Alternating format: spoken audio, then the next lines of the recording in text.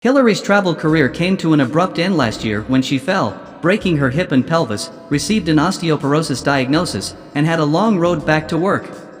I work in event management, which is a physically demanding job that requires you to stand for long periods of time. I can move around, but I can't run. I can cycle, but there are many more trip hazards that I need to be aware of. At first, it seemed like a very long tunnel that I would have to go through, but in reality, it was just a short one. Hillary is one of a record number of people unable to work due to long-term illness, a trend that has grown since the pandemic and helped drive unemployment to a 48-year low. 9 million people are classified as economically inactive, which is almost 22% of the population of working age of these almost. I would say it's taken a year. I've had some dark moments, but I would definitely like to be working again, and I still hope to be working again.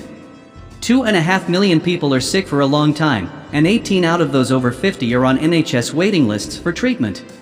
This shows how important the link between public health and economic health is. If you want to grow the economy, you need workers, and if you have workers who are ill, they can't work at all or at all. You can begin to observe how the state of the NHS begins to limit your rate of economic growth. Politicians frequently assert that a strong NHS necessitates a strong economy when discussing funding for healthcare, when in fact the opposite is true.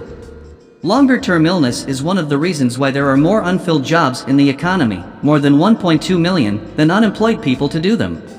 This stubborn reality is made harder by the barriers of Brexit, and it tells us that the labor market is struggling to meet current demand, let alone the growth. Since the new government says it wants workers to compete with each other, wages are going up, but not as fast as inflation, so real earnings are down 4%, which is another problem for workers and a failing economy.